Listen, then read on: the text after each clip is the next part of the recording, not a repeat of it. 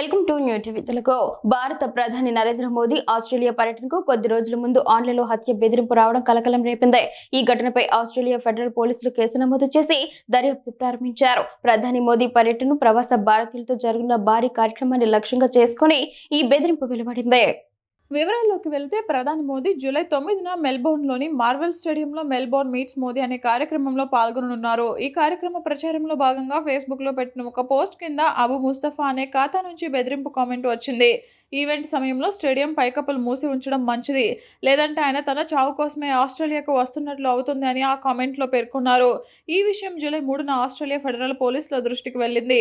వెంటనే రంగంలోకి దిగిన దర్యాప్తు అధికారులు బెదిరింపు పోస్ట్ చేసిన ఖాతాకు సంబంధించిన ఐపీ అడ్రస్ను గుర్తించినట్లు సమాచారం.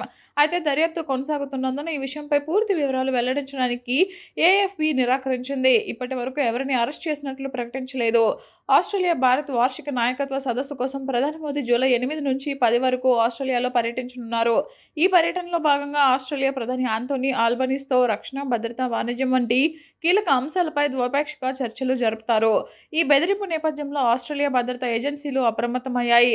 ప్రధాని మోదీ పర్యటనకు పటిష్టమైన భద్రతా ఏర్పాట్లు చేస్తున్నామని, ఆయన పర్యటన షెడ్యూల్లో ఎలాంటి మార్పులు ఉండబోవని అధికారులు స్పష్టం చేశారు.